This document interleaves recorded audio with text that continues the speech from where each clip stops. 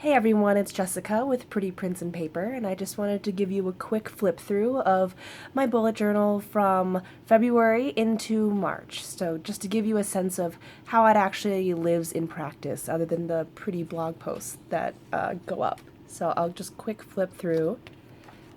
This is February. You can see I don't always do my review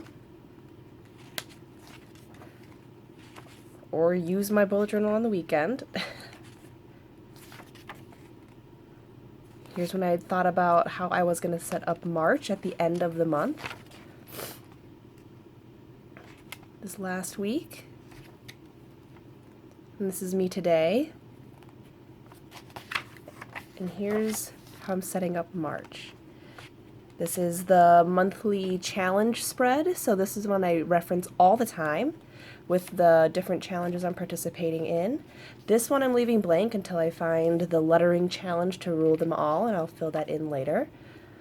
This is the biggest change that I've made to my monthly in a while.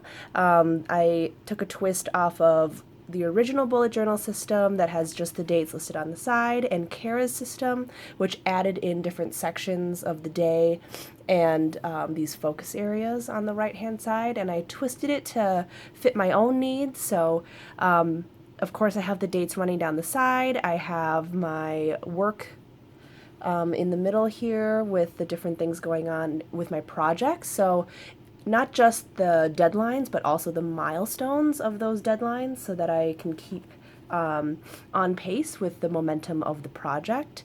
Expenses are going to go down on this column. I'm going to give that a shot this month. I use Mint, the app that tracks my purchases, but I wanted to see, okay, is there a certain day, a certain pattern to my spending habits? And again, having to write it down might keep me more accountable to making more mindful purchases.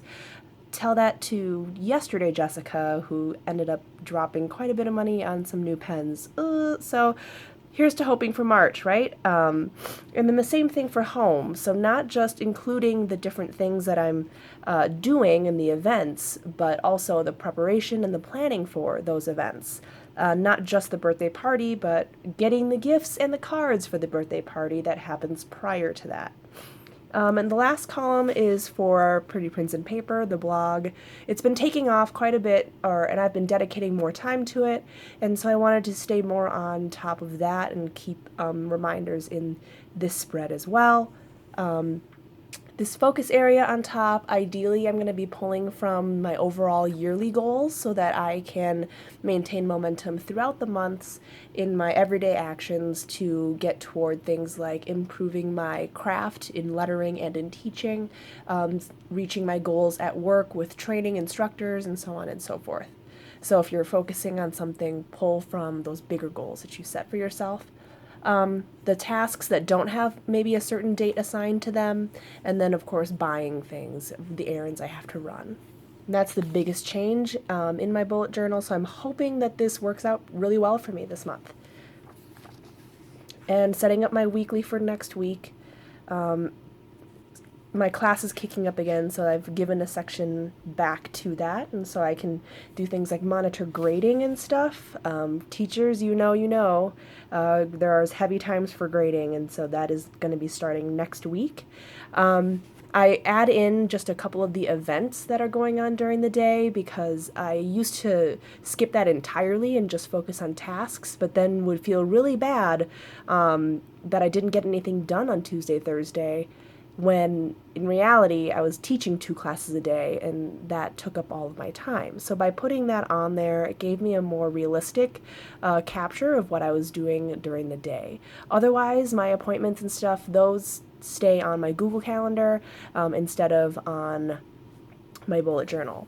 5 days a week because I used to squeeze all 7 in, but I needed more space. I needed to write things down a little more, so I stretched out the 5 days and put the weekend on its own page.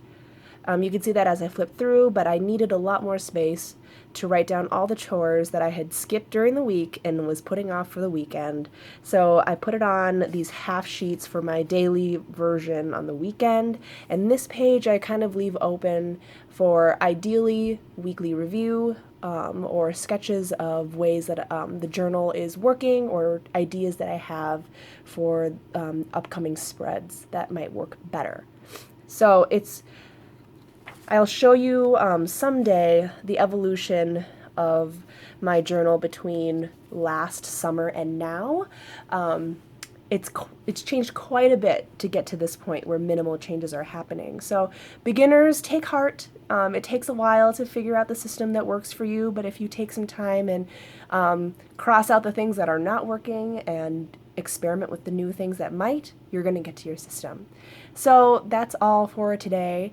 I hope that you're having fun setting up your March and that you're getting closer and closer to a system that you love. Let me know what you're doing in your bullet journal for March in the comments below, or if you have questions, let me know. Otherwise, I will catch you guys later.